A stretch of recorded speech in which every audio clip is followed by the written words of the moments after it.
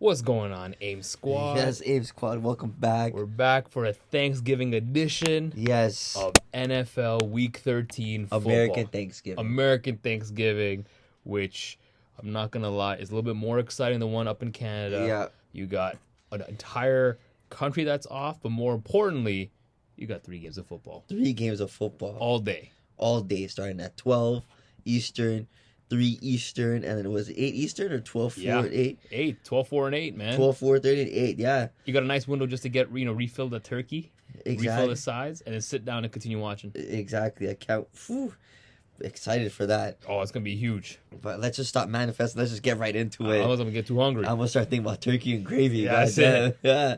So, we actually finished up our Week 12 for last week. Now, coming into Sunday Night Football, Ulner, your record was 12-18-3. Yeah. Mine was 15-15-3. Mm-hmm. And our first game of the week, let's recap that. We had San Francisco 49ers visiting Green Bay, where we both called San Francisco plus 5.5. Ulner, what was your take on that game? What happened, man? Just no Brock Purdy. A lot of injuries, a lot of miscues.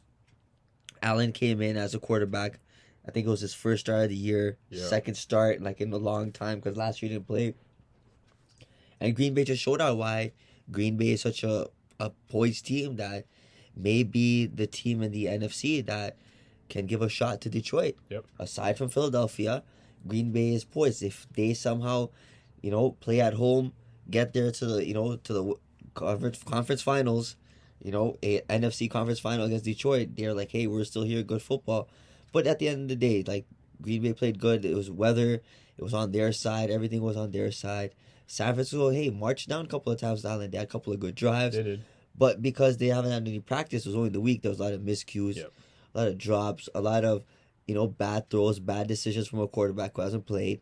But yeah, 5.5, we thought they were going to cover. It didn't happen. Green Bay took away the show. It was basically the Josh Jacobs show. 3 touchdowns, ran it in, showed no mercy to San Fran. San Fran looked deployed. They didn't know what was going on.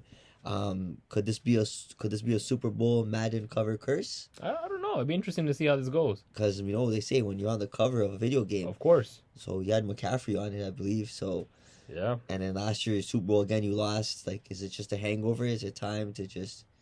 It's going to be interesting because I think, to your point, a lot of people maybe gets to people's head that they're on the cover of the game. That's true. And they kind of overexert themselves or try to manifest being a superstar. But all to say is it was plus 5.5. We didn't get it, unfortunately. But it'd be interesting to see how Green Bay fares tomorrow. But off we go to the second game, which was Philadelphia and the Rams. And once again, Alner and I both called Philadelphia -3. Unfortunately, it hit. Yeah, it did. It was a good game. It was a really good game. To do a quick recap here, Kyron Williams got back to the touchdown score. So back to that grind there. But one of the things that was notable was Saquon. 255 yards. Hasn't been done since 2008 or 2009. 2 touchdowns through and through. Saquon dominated the game. Outside of that, really, I'd argue that the quarterbacks played relatively similar.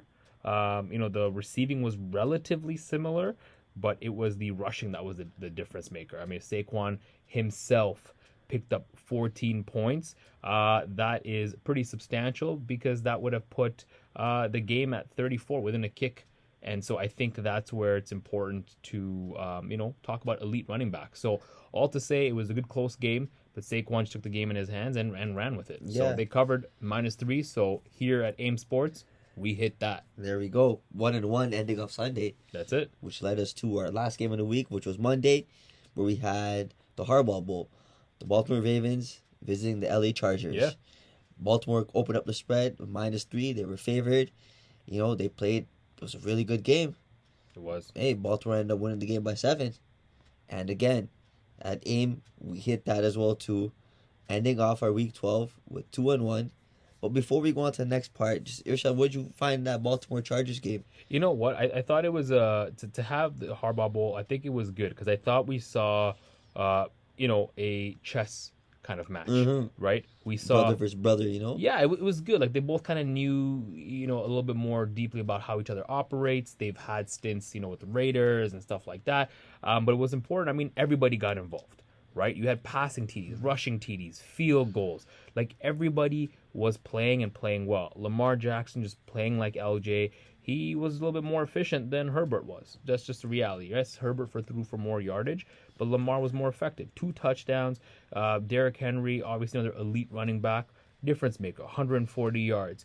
And then you had, of course, the receiving. Right, wasn't a high yardage game for LJ for sure, but you like I said, they were just more effective, right? And it didn't have to be. Lamar Jackson didn't actually have to overexert himself, which I think makes Baltimore that much more dangerous. Because to be honest, I thought yes, they won this game by 7 points. Cool, they covered, we hit, nice. But the dangerous part of this entire thing is I don't even think they made it out of gear 3. And I think if Lamar Jackson and company are able to get to gears 4, 5, 6, it's a shootout. They just didn't need to this time around, which goes to show how strong they were. So I think that was the key takeaway there. It was a back and forth all the way. Chargers came out early, but Ravens said, "No, we're not going anywhere," and they definitely held it down. So all to say, we hit. It was a 2-1 at the end of the week. Yeah. We both called the same team, so we both got a 2-1 record, which means Ulner, you're making strides. Of course, just out Thursday night football is not doing me well. Making the stride, you're making the stride 14, 19, and 3. I'm 17, 16, and 3. Sundays fare a little bit better to me than Thursdays do. But before we get into Sunday and all the games for Thanksgiving, we got to talk about Anytime Touchdown. Ooh, this was a juicy one. This was beautiful. This happened early, I think first quarter. Right away, Jamar Gibbs came in, put on the show. And second quarter, actually, first quarter was a little slow. It was like a chess match between Indianapolis and Detroit. They played a little slow, try to figure each other out. And then Gibbs said, "You know what? Give me the football. I'm just gonna take care of it." Ran into the end zone, and boom, that hit early. Yeah. Which is also nice because it was part of our, our week that we started off with the W, and because our games of the week then starts the second window. Yep. So we had that, which helped us out, which blessed us. I hope everybody tailed on that too as well too. And it was good. And it was an insurance marker. He did it again. Yeah, he did it again. He did 2 in that same game. He goes, "If you missed the first one, I got you the second time." Yeah. So there we go. That one was a hit. That was easy. And now that leads us to another part of our props that we do, our 3-leg. Three-leg. Let them know about our 3-leg. Now, our 3-leg parlay was good. We had McLaurin over 50 receiving yards. That hit. We had over 2.5 field goals in the Denver and Raiders game, and that hit very quickly. Now, one thing that took us aback was Anytime Touchdown by King Henry himself. He did actually get a touchdown, but was called back by a flag, unfortunately. And on the ensuing play, it was then thrown in.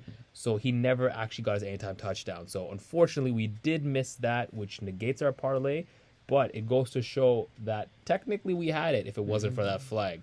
But unfortunately, where we lost in our parlay, we hit an all-time record for our daily fantasy lineup. Ulner, how do we do, man? Oof.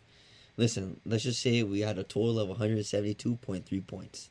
Let's just start off with that. 172.3 points. All-time high at 8 All-time sports. high. All-time high 8 sports. But let's just get into it. Quarterback Jaden Daniels came out with 30.4 points. He started off slow, came out firing in the second half, scored a couple touchdowns, threw that one to McLaurin, which kept our parlay alive. Yep. Blessed us. Then we had our running backs. Irsha, tell them our running backs.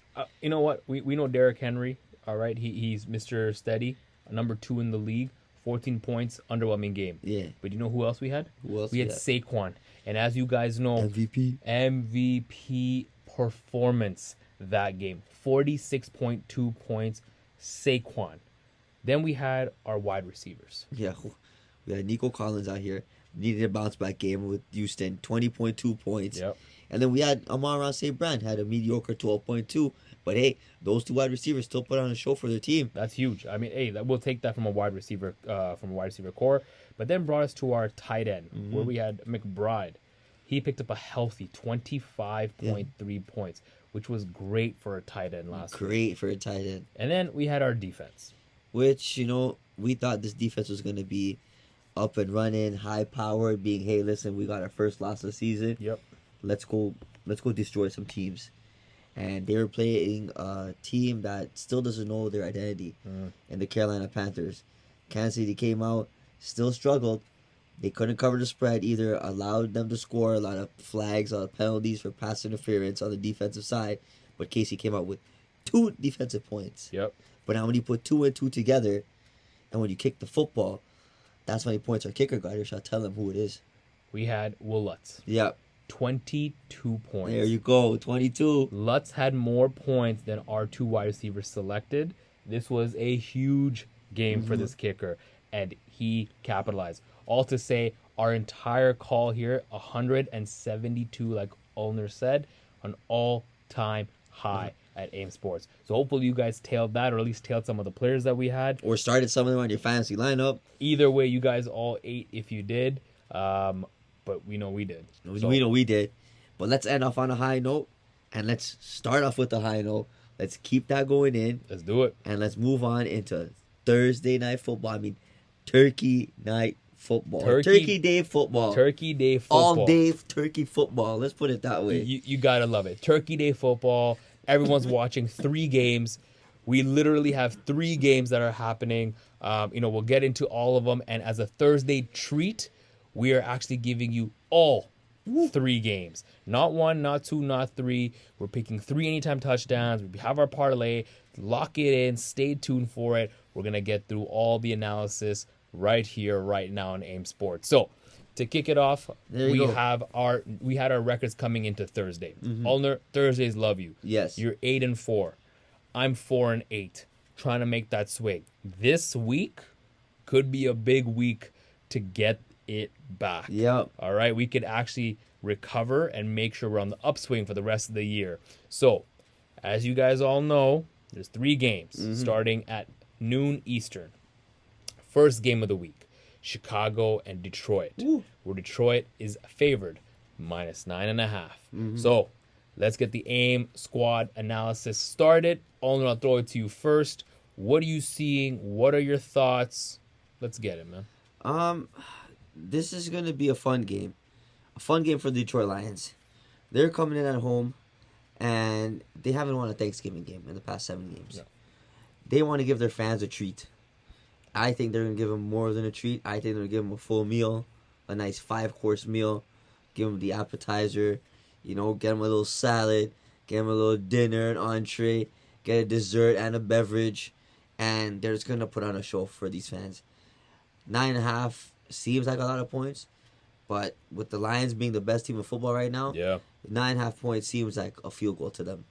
They don't stop scoring. Once they find the paint, the end zone, they just run teams out. Yep. And it's just, they're 2-0 in division. Chicago hasn't won a game of division.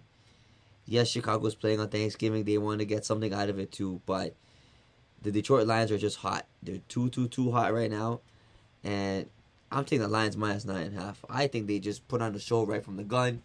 They just go out and they just enjoy football. They're just gonna come out and just gonna have the time of their life. Hey, I you know what? I'll start it this way. I agree. Detroit is one of those teams right now that is playing some historical level football. You have the third player on the team. Let's go backwards here. You have the third player on the team, Alan Eck. Tell him, okay? He favors the spread for the home teams. They're 11.5 this season. 11-5 against the spread this season. That is huge, right? I think when you look at Alan Eck generally and kind of his record, especially relative to the home teams, 11-5 in 2023. Apologies, against the spread. He clearly has a bias, almost 2 times as likely for the home team. And I get it. Things change. Maybe the home teams look good. Maybe they don't. But here's the difference. This season, Detroit Lions are playing some amazing, amazing football. Okay? Generally on Thanksgiving, favorites of over 10 points or more are 9-0. Teams that are favored by 10 points or more since 2005 are 10-2. Now we're right there. We're right at the 9.5, 10-point mark. The reality of it is that Detroit could actually cover here. Now, Detroit, being the team that they are playing some significant level football. Let alone their actual spread, they're winning teams outright. Okay? Lions on Thanksgiving, when playing since 2004, as a favorite, which they are tomorrow, are 4-1 straight up. Now, I get it. There may not be a hard correlation to the spread. However, Goff's record is pretty great, I gotta say. Because, sure, you may not win, but he's 2-1 against the spread, which is pretty substantial. Now, when you look at, we've talked about the ref, talked about Jared Goff, but we also got to look at his counterpart, Caleb Williams. Now, Caleb Williams, as a rookie, hasn't been doing too great. All right, Caleb Williams as rookie quarterbacks will be the 11th rookie quarterback to start on Thanksgiving since 2000. Rookie quarterbacks generally are 4-6 straight up. If you take out the Cowboys and Lions, they are in fact just 1-3 straight up in those games. So they are significantly more likely not to win games. Now, in this case, could it correlate to them covering the spread and not winning? Absolutely. But one thing we'll point out is last week, Indianapolis Colts actually struck first blood. Mm-hmm. They actually went up Detroit 3-0.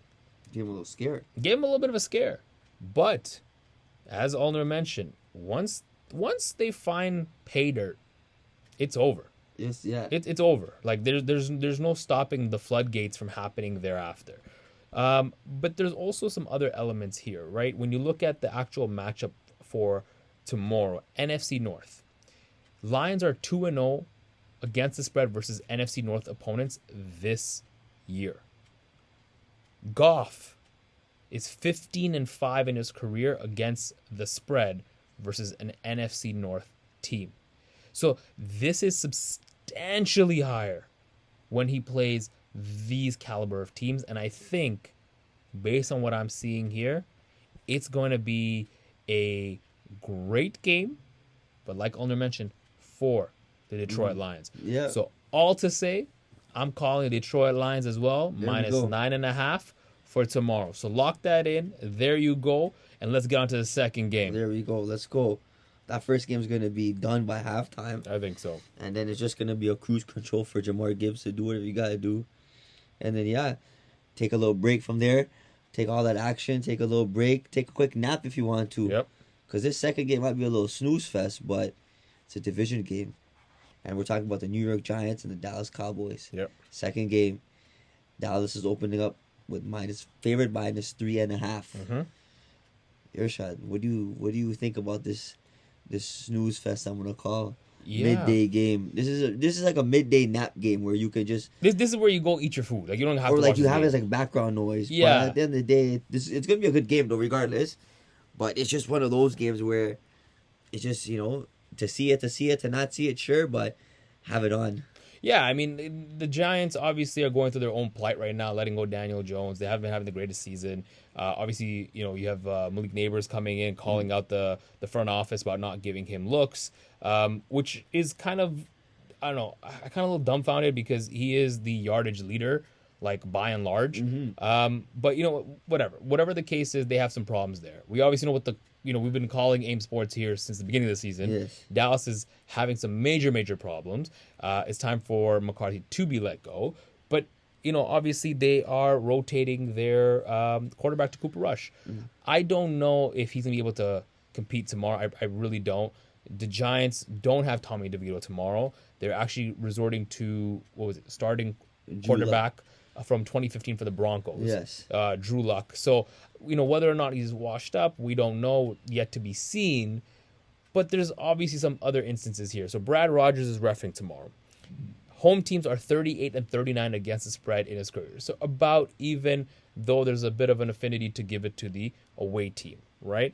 That's one element. Mm-hmm. Second element we look at is the actual statistics of the game in itself, all right? Cooper Rush has made 2 career starts on short rest. Both have played against the Commanders, and both were outright wins against the spread. Now, obviously very rare for Cooper Rush to come out and do that, especially given the problem that Dallas Cowboys are facing. But the reality of it is a lot of the trends that we see is, Cowboys favored, but this isn't the Cowboys team we were grown to, right? Now, favorites on Thanksgiving since 2005, we talked about before, 36-19. And to be honest, the Cowboys are favorites. However, the Cowboys as favorites are 6-9 against the spread, whereas the rest of the NFL is 30-10. So it goes to show that the Cowboys aren't actually as good as favorites, right? Mike McCarthy as a coach is 3-1 against the spread, but you also got to look at who he's 3-1 with. Brett Favre and Aaron Rodgers, elite, prime level quarterbacks. He's 1-4 against the spread with all the quarterbacks, right? So you got to look at it that way. I also do agree that granted we're playing at home, a couple of things we got to look at. There's obviously been some controversy around Jerry Jones not closing the blinds, if you will. We have to keep in mind a couple of things. This is going to be a game that is happening arguably in winter. You have a sunset happening a little bit closer in the day, which means that when the game starts, which will be 3:30 local time for Detroit or for Dallas, sorry, the sun will start to literally set, which means that in the time that they're playing, the sun will be setting, which means it will pierce its way through the glass. Depending on where the team is and the game flow, will it be against the sun, with the sun? We don't know. But unless Jerry Jones decides to actually close out the blinds, both teams will get affected, which on a sidebar leads me to believe that it might actually be an under because of the timing of the game. All to say is that these variables, I honestly don't think new quarterbacks can get used to. So, it's tough for me to say how Cowboys have operated before because it's not the Cowboys this time. It's tough for me to say that how the Giants have operated before because it's not the Giants as before, right? I do believe, though, that given the plight of both teams, Giants still come out a little bit more ahead than the Cowboys, due in part because at least we know one thing secure with the Giants that it isn't with the Cowboys, and that's the rushing game. You have Tyrone Tracy single-handedly leading the backfield. You don't have that with the Cowboys. Is it Rico? Maybe it's Rico. Maybe it's Zeke. I don't know. But the reality of it is that fight in and of itself will lead us to, the Cowboys losing. So all to say, Ulner, I'm calling plus 3.5 for the Giants.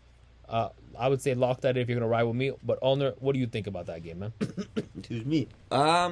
More so, let's just see. There's going to be a streak that's going to be broken tomorrow. Either Dallas wins their first home game or the Giants win their first division game of the season. Both teams are coming in Dallas is 0-5 at home and the Giants are 0-4 in division. Earlier in the podcast, or a few weeks ago, we had Cowboys. And I personally said, if I take the Cowboys and they lose, I'm fading them. No matter what it is. I'm sticking to my word. I don't see the Cowboys coming out, putting on a show. I think the Giants, with a second-string quarterback who was put on third string, Drew Luck, who was named second-string starter, they started DeVito on top of him. He voiced an opinion last week saying how come he wasn't starting. He gets the opportunity on Thanksgiving. I think he's going to come out, eat some eat some turkey, I apologize, put some gravy on the Cowboys, cook them up, and you might even sprinkle some money line on the New York Giants. But yeah, plus 3.5. They already covered from before too. I love it. That's going to be a Thanksgiving gift for myself too. Anything Drew Luck's going to be able to outperform Tommy DeVito? Well, I believe so. Tommy DeVito had a chance last season. Yeah. He had a chance last week too. But you can't sit here and name a quarterback second string all season, and then when your first string gets injured, you go, hey, second string, stay where you are. We're going to take the third string and we're going to put him over you. You voice your opinion, and even in an interview, he even said the Giants don't know. He doesn't make the business call, and he doesn't see how that made sense. Yeah. But now, once you do the talk, you got to walk it. He did the talking. Now he has to walk it tomorrow on Thanksgiving. I think Drew Luck's that type of guy. He's going to walk it. He was able to do it in Denver. You have Neighbors who's also calling out the team, saying, hey, I want more targets. You got Tracy in the backfield. I think everyone's going to come to par. They're all going to gel together because the Cowboys are still a mess. And we're riding with the Giants plus 3.5. There you go. So you heard that here. Lock that in. We're both riding with the Giants plus 3.5 for the second game for Thanksgiving, which leads us to our last game, primetime Thursday evening, which is Miami visiting Green Bay. Where Green Bay is favored minus 3.5. I'll throw it to you first. What are you seeing? Who are you calling? What do you think? So let's just get this off the bat. Did you know Miami is undefeated in Thanksgiving? That's crazy. Against the spread, they're 3-0. Could they make it 4? Could they make it 4? But they also on the other side too, it could be snowing in Green Bay. Yeah. It's gonna be a cold, cold day in Green Bay tomorrow, which is gonna be good football. It's gonna be like Yeah. backyard football. Toss some laterals. You know how we used to Yeah. play back in the day. Yeah. It's gonna be one of those like when you were kids, just in the snow playing some football. This is gonna be a fun game. This is an interesting game. Means a lot to both teams. Miami coming in here, still trying to fight for the season. Yeah. They need to come out with every win possible, or keep games close if possible to give them the opportunity to come out with the win for them to make the playoffs. On the other hand, you have Green Bay, who's, let's just be real, is chasing Detroit. Yeah. They're just chasing Detroit because once they chase Detroit, it's gonna lead them to the Super Bowl. As I said earlier in the podcast too, they could see each other in the conference finals. Yep. Right? If they face each other in the conference finals, boom, they're gonna play Detroit, and that's gonna be a big matchup. Yeah. Second thing, Miami hasn't won in cold weather. Tua hasn't won in cold weather. Yep. They're not accustomed to be playing in cold weather, and it's a tough one, because in his last 7 games, he's 1-6 straight up, and then he's 1-4 against the spread. Like it's a tough time for Tua. He's played 13 night games, 4-9 against the spread. 2 have been morning games, and 1 has been on a Friday. 16 primetime games alone. He's 5-11 against the spread. Yeah. Now you're coming out with a concussion. You're gonna play in the cold. You're gonna go on and enjoy your time, but you're playing a team who is accustomed to the cold, in the Cheeseheads, and they just came off with a big victory over San Francisco, who wasn't fully strength, who wasn't fully healthy. We know that they were handicapped. They were, a couple players were missing, people were short, sure, but they came out to play. And for me, this is a real tough pick for me, because I've been leaning back and forth on both teams. Yeah. And I haven't really decided on what I really want to do, who would I really want to take, what I really like here. 3.5 points is a lot of points. It is. Right? And then you also got to look ahead too. Both teams are looking ahead. Green Bay plays again next week, Thursday. Yeah. 1 week rest. They play the Detroit Lions on Thursday. While on the other hand, you have Miami, who has an extra couple of days off, but they're going to go play the New York Jets, which is a division game. I believe if Miami loses this game, their season's over. Yeah. They're going to give their 100%. They're going to give it their all. While you look at Green Bay, who's going to be like, hey, listen, we're putting on a show. We're going to show Detroit. This is what we're doing. I just don't know who to pick on this one. I mean, I think you brought up some good points, and I think what we're seeing now is the resurgence of a Miami team that is living up to its expectations in what we were supposed to see all year. For sure, yeah, right? From day one. From day one. I mean, Tua got injured early on, and that's where we saw kind of fall and deflate the entire team, but now they're coming back. So I think we're starting to see that, right? I mean, to add on to a couple of your points there, I mean, like, you have Jordan Love. Mm-hmm. Like, I know Tua, obviously, in Miami, what you said, they're undefeated. Yeah. Right? And, it obviously helps because Jordan Love, as a favorite, which he is tomorrow, is only 5-7 against the spread in his career, right? So I think when you look at it that way, as a favorite, it doesn't actually bode too well for him. Now, tomorrow, it is going to be, for those, rocking in Fahrenheit, it's about 30 degrees Fahrenheit. In Celsius, it's about 0 degrees. So it is going to be super cold. When Tua has played in cold temperatures like that, he's 1-3 against the spread. All right, so I will call that out as well. And in the last 20 years, the Dolphins, being a Miami-based team, have played quite a few games in 40-degree Fahrenheit colder, in which case they are 8-19, so almost twice as likely to lose. But remember, this isn't about necessarily winning or losing; it's about covering the spread. Correct. And so, given that tomorrow they are in fact the underdog, I'm inclined to take the plus 3.5. Yeah. But there's also, there's a statistic piece for it. We always talked about, you mentioned Tua's record, mentioned Jordan Love's record. There's a referee, Mr. Third Player. Yes. He's not a big of a fan of the home team. He actually sides on the away team. Home teams in his coaching or in his referee career are 40, 54, and 3 against the spread, right? Which means that away teams significantly, typically, are able to cover the spread. But, Eleanor, one thing I'll share with you is outside, and something for our AIM Sports listeners is, we look at stats, we also look at things outside of that. So, Tua got a concussion. Mm-hmm. And, I think you and I were talking about it is he got it early on. Granted, these players have some of the world's best doctors, nutritionists, physiotherapists, etc., right? When a person gets a concussion, it could take anywhere between a couple of weeks to maybe a couple of months to get better. Now, a quarterback arguably has to remember quite a lot of plays. More so, I would imagine, than perhaps your typical offensive player, right? They have to be able to read the defense, call audibles, and, are taking direction in the headset, moving things around, and, have things to look at, right? At the same time. This is a largely intellectual, activity, right? All while you have to be super physical, all while you have to be quick on your feet, all while you be able to throw, etc. This is where we saw Tua kind of struggle coming back off his concussion. We're only starting to see him now, finally, in the last maybe couple of weeks, where he's starting to get back into the Tua that we know and that can play.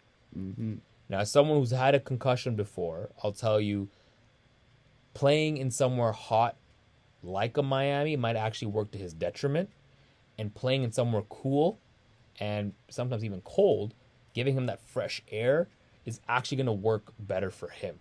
It's going to unlock pieces where he's going to feel so much more better, at ease, and I think that's going to take him to the next level. I think, in my opinion, that given that concussion, given the upswing he's on, when he feels that Green Bay cold air hit, he's going to be able to thrive tomorrow. I also want to mention Green Bay played at home last week. Miami played at home as well. Now, Miami plays in hot and humid. Green Bay plays cold and icy, right? But one thing I'll share with you is this is similar to anybody. If you are a visitor, you're going to make sure you do your due diligence and account for how to address those issues going forward. So Miami is probably learning how to stay warm actively and baking it into their active work plan and their active game plan for tomorrow. Green Bay might just be like, yeah, this is another winter for us. They may not be taking it seriously. They may not be saying, hey, this is part of the game plan. Yeah, you know what, just get some warmers or what have you. This is the cold tomorrow. It's arguably the first key cold of the season. Yeah. This has to be a big, big thought. Yeah. And if Green Bay's not paying attention to it, then that's on them. But I think Miami's going to be prepared for it. So I think with that level of preparation, with the underwhelming nature of Jordan Love, the skill set of Tua and the Dolphins that we're supposed to expect and see, which we are now, the concussion that he's facing, that he's going to feel in the cold weather tomorrow, all while their record is typically a little bit better. And then you have the third player, the referee, favoring away teams a little bit.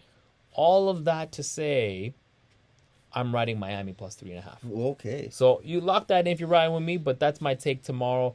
I'm hoping to kind of win all three, bring my record up to a respectable just under 500. But Ulner, let me throw it to you. What is your final call on that game? You mentioned a lot of the good points about Tua and his concussion and how hungry they are and how they're going to be prepared.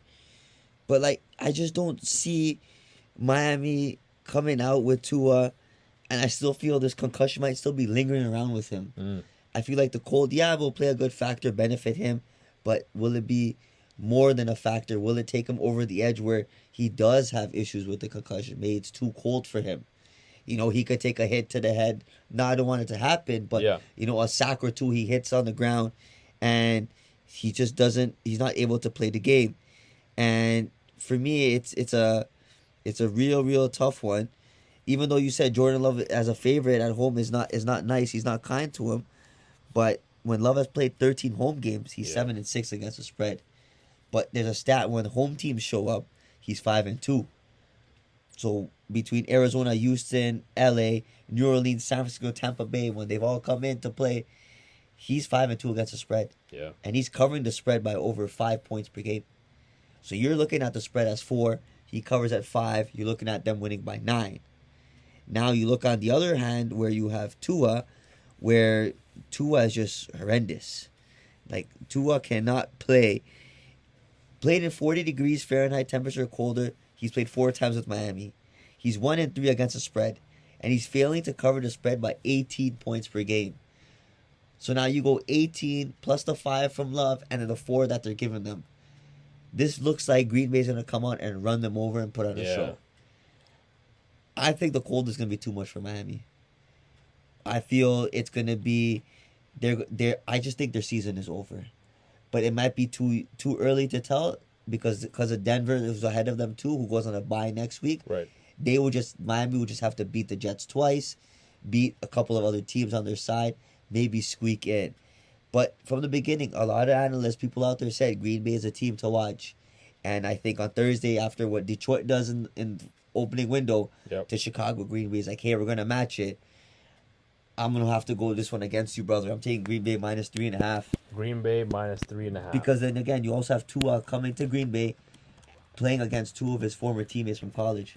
Oh, yeah. You got Josh Jacobs on that side, and you got McKinney. Yep. Xavier McKinney. It's a bit of a vengeance game. And yeah, McKinney plays on the defense, so he's definitely going to be hungry. Yep. Once, get that turkey tossed right to him. Tua might just toss him the pigskin. He might just get a pick, and Josh Jacobs is going to just eat the pigskin. He's going to run with that football.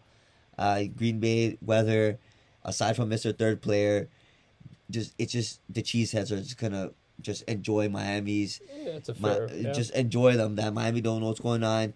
This Tua concussion has put a halt on their season. Not saying it's over, but after this game, it looks like it might be. And they might have to go back to the drawing board, sit down, make sure Tua is healthy, and come back next year. But yeah, I'm going with the Cheeseheads. There you go. So you lock that in. That was Allner's pick, Green Bay minus 3.5. That is your calls, free picks for all three games for Thanksgiving Thursday. We have, just to wrap up, we both called Detroit minus 9.5. There we go. We're both calling the New York Giants at plus 3.5. Allner is calling Green Bay minus 3.5, whereas I'm calling Miami plus 3.5. That is your free pick, but we're not done yet. Nope. We have our Anytime TD, and we're doing a little something special for Thanksgiving night football. We are doing an Anytime TD for each game. Each game. Wow. So you can either parlay it, you can go straight. Either way, we're going to give it to you. So the first one, starting off with the first game, Chicago-Detroit, we're calling Jamar Gibbs. Yeah. Anytime TD. That just speaks for itself.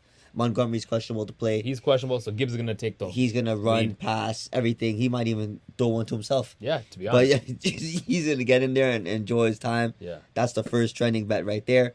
Moving on to second window, we got the Giants and the Cowboys. Yeah. That right there, we know the Cowboys have no running game. Nope. At all. We know the Giants are here. They trust the running game. Yeah. They've been a running team from ages.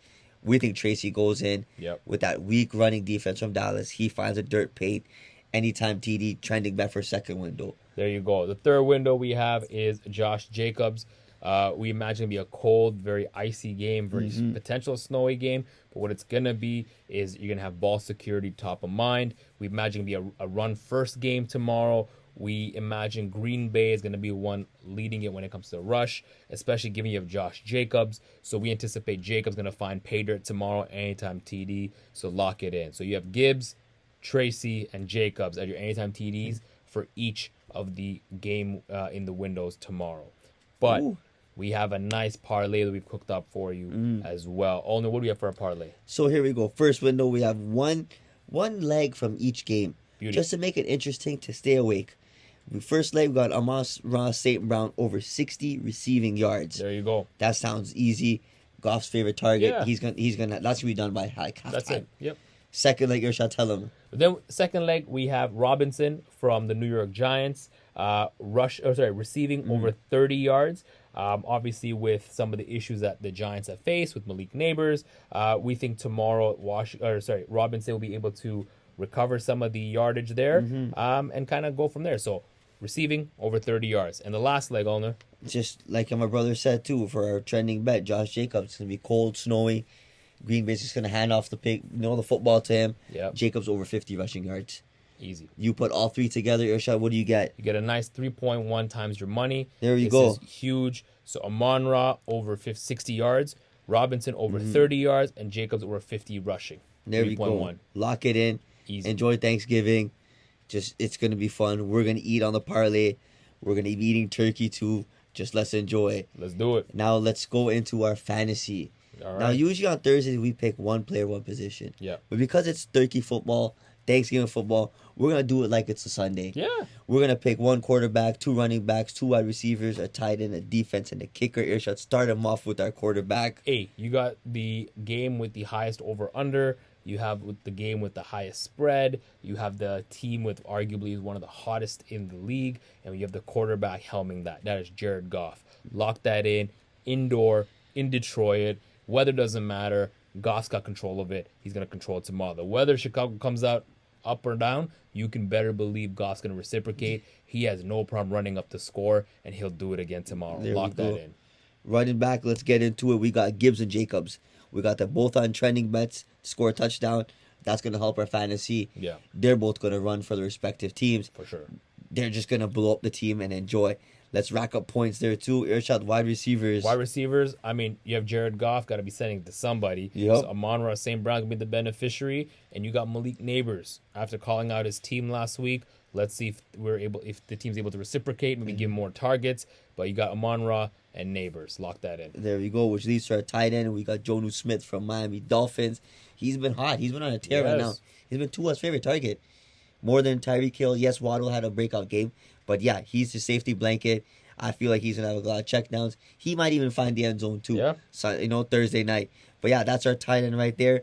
Leads us to our defense. Our defense is once again going back to Detroit, and we are picking the Detroit Lions. This is a team that's going to clamp down. The Chicago offense is definitely bottom tier of the league. You have a defense from the Lions that isn't top tier in all the categories, but definitely some of them. And you're going to put that in. Why not? So lock that in, and you got Detroit Lions as your defense. And there you go. And while football is football, you got to kick the football.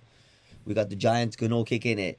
We don't think the no blinds with blinds, no windows, sun, I don't think it's going to affect them because all the Cowboys do is just complain about their own stadium. Yeah. We think Gano's going to come out here and show them, hey, listen, sun, no sun, I'm kicking field goals for my team to win. There you go. There you go. Recap the fantasy lineup here, So we got Jared Goff as quarterback, running back Gibbs and Jacobs, wide receiver Amon-Ra and Neighbors, tight end Smith, defense Lions, and your kicker Gano. There we go. There you guys have it, AIM Squad. Enjoy Thursday football. Enjoy Thanksgiving. There you go, football. Enjoying that turkey. There you go. And before we sign off, because we usually just, love enjoying this, we're going to give you a couple of games of interest for Sunday that you guys can, pay attention to. I'm going to start it right off, one and gun. We're going to go Philadelphia Eagles, Baltimore Ravens. Big Second game. window, 425 games. Two MVP caliber running backs going against each other. Winner of this game might just get the crown. Might be. There you go, Irshad. What else do you Another like? potential, or what would have been a potential Super Bowl matchup, San Francisco 49ers and Buffalo Bills. Yeah. Definitely a good matchup. Primetime Sunday. Looks pretty interesting. I mean, we'll wait to see if we talk about it. There you go. And since, AIM Squad, we love divisional games. We got the Steelers and Bengals. Bengals need to win to keep their season alive, while Pittsburgh's like, hey, we got Mike Tomlin. Can we play, can we make it a win streak every year? Yeah. And then we also got, don't forget, another divisional matchup here. This is on Friday. Yes, there is football on Friday. This is between the Raiders and the Chiefs. It does seem pretty interesting, but we'll see what happens. Yeah, there we go. Another game, too. This is a nice little cross-division game. I like the Arizona Cardinals and the Minnesota Vikings. After all what Green Bay, Detroit's going to do, Minnesota Vikings, will they be at par? Will they keep it pace? Will Arizona run away with the NFC West division? Will they take a loss? I don't know. We'll find out. And that's it. And I got one more, which ends up being another divisional matchup. This one just seemed intriguing because I think the last time they played was earlier this season, and, it was Houston and Jacksonville. The reality of it is Houston only won by 4. In spite of the fact that they had a healthy squad. So it leads me to believe that this might be closer than we expected. There we go. Those are games of interest for Sunday. But yes, enjoy Thursday football. Have fun with our parlays. Anytime touchdown scores, you want to parlay it, eat, because that's what I'm going to do. But take it individually, enjoy. Bet responsibly. Make sure your food is warm. We don't eat cold food here. And AIM Squad, we here. We about to sign off. Enjoy Thursday. Love. We out. Peace.